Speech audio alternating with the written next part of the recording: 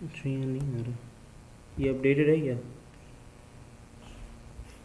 Update कर लो उसमें शायद आ रहा है।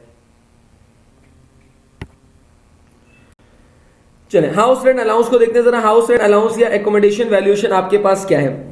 अच्छा जनाब देखें, जैसे मेडिकल के अंदर दो चीजें थी उसी तरीके से हाउस के अंदर भी, यानी कि बाज़ औक़ात एम्प्लॉयर इतना मेहरबान हो जाता है कि घर दे देता है। अल्लाह, मेमन घराने से ताल्लुक है? नहीं नहीं, मेमन घराने से ताल्लुक नहीं, एम्प्लॉयर दयालु है और हो सकता है मेमन भी हो, तो आपको घर दे रहा है। अच्छा जब घर दे रहा है ना, तो उसके अंदर दो चीजें दे सकता है आपको, दो पॉसिबिलिटीज हैं। या तो आपको दे देगा रेंट अलाउंस, जिसको हम कहते हैं हाउस रेंट अलाउंस। ये क्या होता है बताता हूं अभी। और या तो आपको दे देगा हाउस एकोमोडेशन। सर दोनों में क्या फर्क है?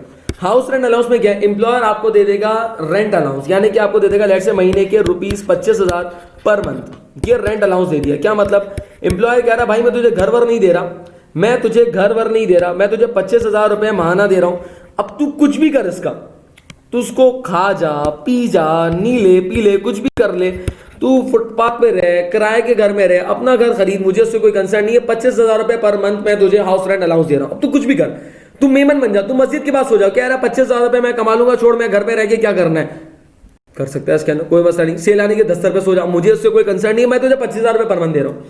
दूसरी क्या पॉसिबिलिटी, हाउस एकोमोडेशन। एम्प्लॉयर क्या कह रहा है, मेरे पास एक घर खाली पड़ा हुआ है, मैं तुझे वो घर रहने के लिए दे देता हूं, मैं तुझे वो घर रहने के लिए दे देता हूं। ये क्या है, हाउस एकोमोडेशन। पैसे वैसे नहीं दे रहा, घर रहने के लिए दे रहा हूं, तो ये भी तो बेनिफिट है ना। यानी कि तुम्हें एकोमोडेशन प्रोवाइड कर रहा है, तुम्हें रहने के लिए घर दे रहा है, तो ये दोनों पॉसिबिलिटीज हैं। अब इन दोनों के लिए टैक्स रूल डिफरेंट है। हाउस रेंट अलाउंस के बारे में क्या कह रहा है, हाउस रेंट अलाउंस के बारे में कह रहा है कि house rent allowance is fully, क्या बोला मैंने, फुल्ली टैक्सेबल। क्या मतलब, पूरा का पूरा टैक्सेबल इनकम में जाएगा। 25,000 रुपए पर मंथ मल्टीप्लाई बाय 12, यानी कि पूरा का पूरा जो है वो आपकी टैक्सेबल इनकम का पार्ट बनेगा, फुली टैक्सेबल है। लेकिन अगर हाउस एकोमोडेशन है, क्या है, हाउस एकोमोडेशन है, तो हाउस एकोमोडेशन के केस के अंदर, हाउस एकोमोडेशन के केस के अंदर हाउस एकोमोडेशन के केस के अंदर आपके पास क्या कह रहा है, कह रहा है इसके लिए तुम्हें यहां पे एक रूल बता रहा हूं। क्या रूल बता रहा है, सुनना जरा। हाउस एकोमोडेशन के केस के अंदर तुम्हें करना पड़ेगा कंपैरिजन। क्या करना पड़ेगा, कंपैरिजन करना पड़ेगा। किसका कंपैरिजन करना पड़ेगा, कह रहा है वैल्यू ऑफ एकोमोडेशन। बस इस रूल को हम कंप्लीट करेंगे, ठीक है, 5 मिनट लगेंगे तकरीबन। वैल्यू ऑफ एकोमोडेशन को हम कंपेयर करेंगे, किससे कंपेयर करेंगे, 45% of MTS। Value of accommodation को कंपेयर करेंगे किससे, 45% ऑफ MTS। क्या मतलब, लेट्स से अगर वैल्यू ऑफ एकोमोडेशन है 6 लाख, ये क्या है, यानी कि जो घर मैं तुम्हें रहने के लिए दे रहा हूं उसकी value of accommodation annual basis के ऊपर कितनी है। लेट्स से अगर, क्या मतलब, यानी कि अगर तुम बेटा ये घर नहीं देता मैं तुझे, तो कितने का तुझे ये घर पड़ता, यानी कि तुझे वैल्यू ऑफ एकोमोडेशन कितने की पड़ती, यानी कि अगर तू किराए पे घर लेने के लिए जाता तो तुझे कितने का पड़ता, सर 6 लाख रुपए खर्चा होता साल का। ये क्या है, value of accommodation, that is market value of accommodation. इस एकोमोडेशन की वैल्यू कितनी है, 6 लाख, वर्सेस कंपेयर करना है किससे, 45% ऑफ MTS। सर पहले तो ये समझाओ कि MTS क्या है, आओ जरा समझा दो।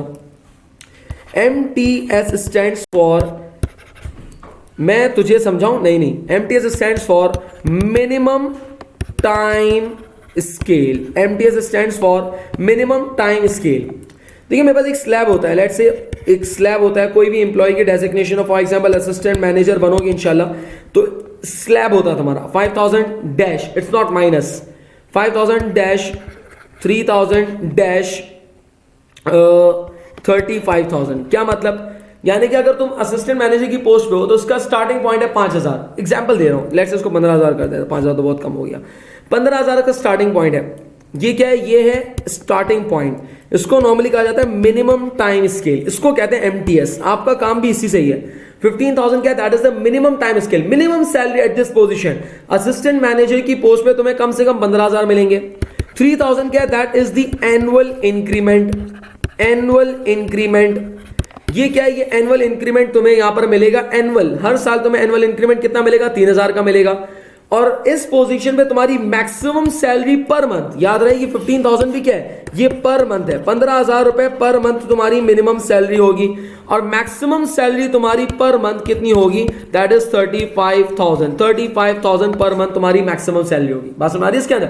इसका मतलब कम से कम 15,000 रुपए पर मंथ मिलेंगे। और इस पोजीशन में सर अगर मुझे ज्यादा कमाने हैं तो बेटा असिस्टेंट मैनेजर से भी तू चलाएगा सीनियर मैनेजर पे, जिसपे कम से कम सैलरी 35,000 रुपए पर मंथ होगी, उसका एनुअल इंक्रीमेंट लेट से 5,000 होगा और उसकी मैक्सिमम सैलरी उस पोजीशन के ऊपर होगी लेट से 54,000 पर मंथ। बात समझ आ रही? ये क्या है? ये कहलाता है टाइम स्केल। आपके पास जो रेलेवेंट है आपके कोर्स के लिए, दैट इज ये फर्स्ट वाला पॉइंट, ये फर्स्ट वाला slab, that is known as what? MTS, minimum time scale. और याद रहे ये हमेशा मंथली होता है, इसका मतलब मुझे इसको हमेशा एनुअली पे कन्वर्ट करना पड़ेगा, मल्टीप्लाई बाय 12 करना पड़ेगा, याद रहे। तो इसका मतलब ये, अब आपने करना क्या है, वैल्यू ऑफ एकोमोडेशन को कंपेयर करना है। किससे कंपेयर करना है? With the 45% of MTS. पहले तो मैं देखो एमटीएस कितना है, लेट्स से इसी को ले लेता हूं। एमटीएस कितना है? 15,000, लेकिन ये पर मंथ है, मुझे मल्टीप्लाई बाय 12 करके एनुअल बेसिस पे कन्वर्ट करना है। तो उसका मतलब ये कि 15,000 मल्टीप्लाई बाय 12, 15,000 मल्टीप्लाई बाय 12, तो आपके पास यहां पर 15,000 मल्टीप्लाई बाय 12 कितना हो जाएगा? 15,000 मल्टीप्लाई बाय 12, तो ये आपका हो जाएगा 1,80,000। और 1,80,000 का कितना परसेंट? 45%, 45%, 1,80,000 का 45%, दैट इज 81,000, 81,000। आपने क्या ले लिया यहाँ पे? 81,000 यहाँ पे ले लिया। जस्ट मैं रैंडम फिगर्स यहाँ पे ले रहा हूँ, ठीक है। आपने कंपेयर करना है, किसको कंपेयर करना है? वैल्यू ऑफ एकोमोडेशन को। किससे कंपेयर करना है? With the 45% of MTS. MTS क्या है? ये स्केल, ये पे स्केल आपके पास दिया होगा, उसको कहते हैं पे स्केल। इस पे स्केल का जो पहला वाला टुनटुन है, पहला वाला टुनटुन है, यानी कि जो पहला वाला टुनटुन है, इसको आपने एमटीएस कहना है। उसको मल्टीप्लाई बाय 12 करेंगे, उसका 45% निकालेंगे। अब करेंगे कंपेयर करके, तो आपने देखता है विच एवर इज हायर। मुझे पता है 6 लाख ज्यादा है, 81,000 ज्यादा है, सर 6 लाख ज्यादा है, that will be included in taxable income, that will be included in taxable income. उसको मैं क्या करूंगा? टैक्सेबल इनकम का पार्ट बना दूंगा। एक और एग्जांपल लेता हूं। वैल्यू ऑफ एकोमोडेशन कितनी है? 6 लाख। लेट्स से एमटीएस हमारे पास है 35,000। लेट्स से 35,000 मल्टीप्लाई बाय 12, तो 35,000 मल्टीप्लाई बाय 12, तो आपके पास कितना आ गया? 4,20,000। 4,20,000 का कितना परसेंट? मल्टीप्लाई बाय 40, ये 45% फिक्स है, ये 45% फिक्स है। सुन लो क्या कह रहा हूं? 1,89,000, 1,89,000।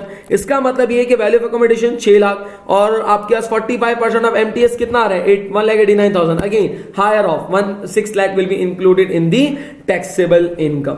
लेकिन अगर लेट्स से यहां पर आपके पास वैल्यू ऑफ एकोमोडेशन होती 1,50,000, 1,50,000 और आपकी 45% ऑफ एमटीएस कितना रहा? 1,89,000।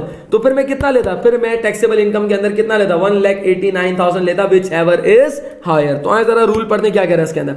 करेक्ट, जब भी हाउस रेंट अलाउंस हो, अच्छा हाउस रेंट अलाउंस के बारे में मैंने क्या बताया था? House rent allowance is fully taxable, fully taxable, इसमें कोई रियायत नहीं है। जितना भी रेंट अलाउंस मिला पूरा का पूरा टैक्सेबल इनकम में जाएगा। रूल किसके लिए? एकोमोडेशन के लिए। तो क्या कह रहा है? Compare the valuation of fair market value of accommodation, यानी कि fair market value of accommodation को कंपेयर करना है किससे? 45% ऑफ मिनिमम टाइम स्केल और बेसिक सैलरी। क्वेश्चन के अंदर अगर एमटीएस ना गिवन हो तो 45% किसका निकालूं? बेसिक सैलरी का 45% निकाल लेना। Whichever amount is higher is chargeable to tax, या यूं कह ले is included in taxable income। Example दे रहा है, रेंट अकोमोडेशन दे रहा है या वैल्यू ऑफ अकोमोडेशन दे रहा है 5 लाख, एमटीएस 45% आ रहा है 2,16,000, विच एवर इज हायर यानी कि 5 lakh, whichever amount is higher is chargeable to tax. Note क्या कह रहा है? If fixed allowance is given by employer then full amount is chargeable to tax, यानी कि रेंट अलाउंस की बात कर रहा है तो पूरा अमाउंट टैक्सेबल इनकम में चार्ज हो जाएगा।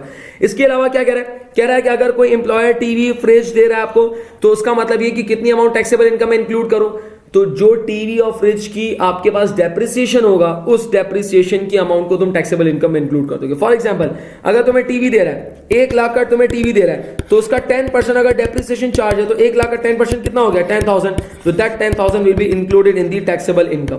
1 लाख को टैक्सेबल इनकम नहीं बनाओगे, बल्कि कितने को बनाओगे? 10,000 को टैक्सेबल इनकम बनाओगे।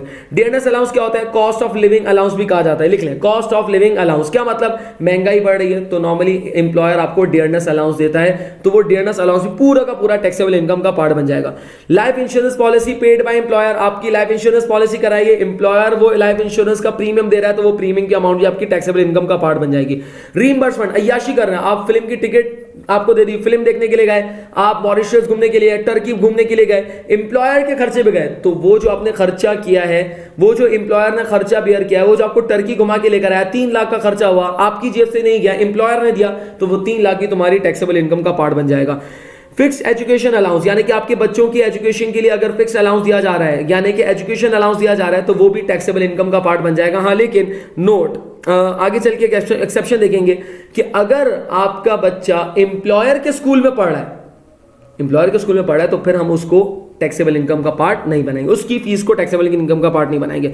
अच्छा आगे क्या कह रहे हैं, नोट आखिरी बात, any amount of perquisite provided by the employer और an associate by a third party in arrangement of the employer is chargeable to tax. क्या मतलब कि अगर लेट्स से मैं एम्प्लॉयर हूं, आप एम्प्लॉय हैं, मैंने मिस्टर ए से कहा है यार जाके उसको सैलरी दे दे, उसको सैलरी दे दे, तो सैलरी आपको मुझसे नहीं मिली, मिस्टर ए से मिली है, थर्ड पार्टी से मिली है, लेकिन अंडर द एम्प्लॉयमेंट मिली है, तो कह रहा है ये भी आपकी इनकम फ्रॉम सैलरी ही है। ये टोपी ड्रामे मत करना कि सैलरी इनकम नहीं है, ये भी इनकम फ्रॉम सैलरी है, क्योंकि मैंने उसको कहा है कि वो तुम्हें सैलरी दे दे मेरे बिहाफ पे, तो that is also the income from salary. यहां तक क्लियर है इसके अंदर। इंशाल्लाह नेक्स्ट लेक्चर के अंदर हम कुछ और मजीद बातों को देखेंगे।